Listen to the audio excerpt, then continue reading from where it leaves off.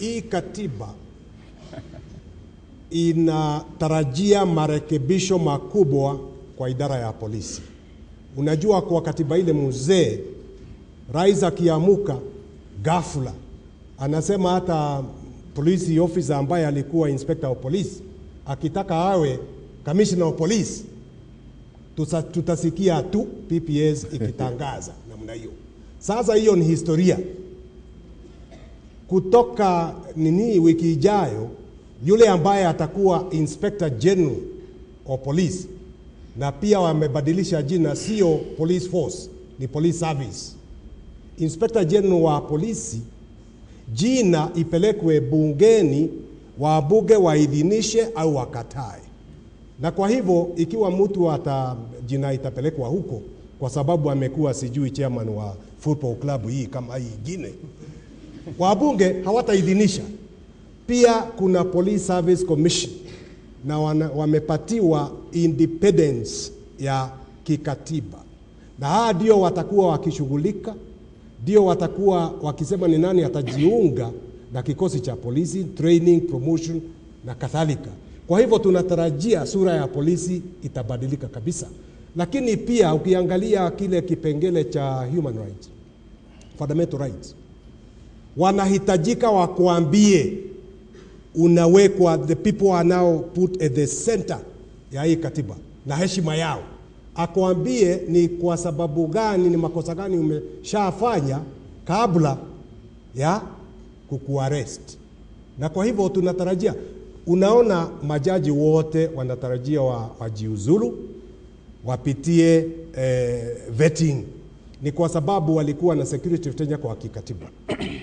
Kwa ule mswada ambayo utapitishwa bungeni na mheshimiwa Babu na Mwaba yuko hapa kusimamia marekebisho ya polisi, tungetaka kuona polisi wote kama mahakama, kama majaji wote wale ambao ni polisi wawe vetted, wengi wao waende nyumbani, wale wengine waende training, wawe retrained, wajue kuheshimu wananchi.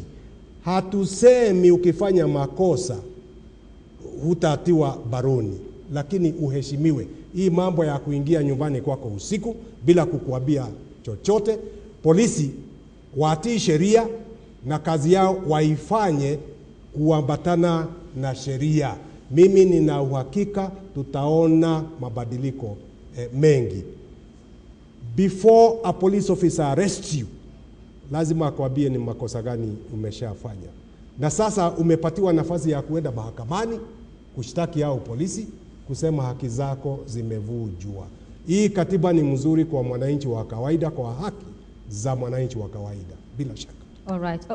Mr. Gitonga, I want to come to you on the question of the whole idea of the DCs and what their roles will be. The committee of experts is going to be disbanded 45, or their mandate ends 45 days after promulgation. Now, in terms of what the people really know, what the people really understand, where does that leave us? On the question of the provincial administration, first let me clarify one myth, that the current provincial administration is a creature of the Constitution. You can ask my colleagues here, it is not. It is a creature of an act of parliament. Ni sheria tu ilitengenezwa ya create provincial administration. And the new constitution therefore does not refer to the provincial administration except in the transitional clauses. Na kwa sababu, na tumefanya hivyo kwa sababu tumeunda ile serikali ya mashinani, the county government.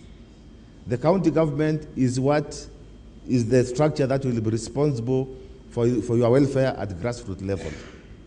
But to ensure that there is no clash in authority between the county government and the provincial administration, the proposed constitution, the constitution actually, as from tomorrow, states that the provincial administration is the one that has to be restructured to cope and to respect the county government. In our recommendations, which we gave, we foresee the provincial administration as having the role of coordinating security, and coordinating the policies of the national government. That is all. We don't, and for example, chiefs, assistant chiefs must deal with our minor local disputes. Kama ikiwa ni mbuzi wako ameingia kwa shamba la mtu mwingine, hiyo si mpaka uende mahakamani, ni kitu ambacho mweza kuzungumza mbele ya assistant chief ama chief mweleano. That will really be the limit of the role of the provincial administration. But the running of the county government will be strictly in the control of the governor and the county assembly. In terms of implementation, though, Honorable Namwabu, there are going to be two bodies here to look out for the implementation process. You're going to be a member of the oversight, or a proposed member at this point, of the oversight parliamentary committee, and then there will be another body that will not be a parliamentary bodies, so to say. The roles of the two bodies in terms of implementation and how they will actually relate to each other. Now, the Parliamentary Oversight Committee is a select committee of the House, is a select committee of Parliament, and its role is strictly oversight, to oversee the process, receive reports from the Implementation Commission, and respond to any challenges, any issues that may require the committee to intervene.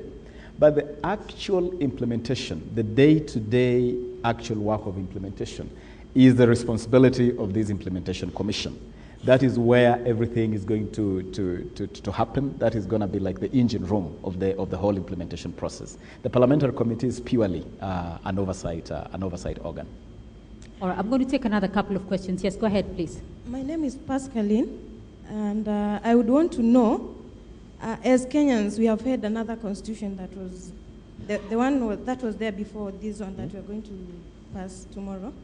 And I would want to know, as Kenyans, many Kenyans never knew more about the constitution that has passed already. How assured should we be as Kenyans that we are going to follow the present one that we will have from tomorrow? And I would want to know the cases that we have pending today, that is Anglo-leasing and the rest. How should we be sure that they are going to be dealt with, and the rest that will come, it will not be a matter of committees and there is no delivery? And we want still to know, as Kenyans, how the corrupt government officials will be dealt with to make sure that the implementation really works. On devolution, we would want also, as Kenyans, to know, we have had embezzlement of CDF funds, and now we are bringing up an issue of devolution to the counties. How sure and how much trust should we put on the governors that we will elect, and make sure that everything will be okay and there will be no corruption and embezzlement of Kenyan funds? Thank you. All right, thank you for your comment. Yes, go ahead, please. Yes, my name is Simon Gadu, and I want a few clarification here. One is on the issue of land. Does it mean that after Parliament enacts legislation to determine the minimum and the maximum amount of acreage that an individual can hold in Kenya, that I, as a young person, I, as Gadu, will get a small shamba so that I can put up Manyata? And how long will that take? Two, I want to know how long the position of the Inspector General will be formed after the merger of the police forms. And finally, I would like a clarification on the affirmative action that will be taken in regard to the young people. And on this, I would like to know whether Parliament can enact legislation so that young people can be sponsored in 2012 to vie against these old people who have enough money as part of the affirmative action. And finally, does it mean that on Saturday, if I get an accident and I go to any government hospital, I will be served for free? And if I am not served, who can I sue and where? Thank you. Many questions have been asked there, but Honorable Muturi, I want to come to you on the question of corruption. There have been allegations and talk of corruptions in Kenya for years. So far, nobody high level has been prosecuted for those acts. Now, the question here is, Are we really going to see the change that Kenyans are talking about today? Or is it going to be another, era of committees and other committees in Parliament and more committees, more commissions? Thank you. What are the guarantees, if there are any?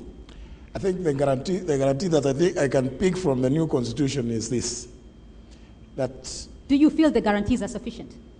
I personally believe that they are sufficient as contained in the constitution, because as it is today in this constitution, and I want to add that it is not just proposed, because even if it's not promulgated tomorrow, it has a mechanism by which it is the constitution of the country.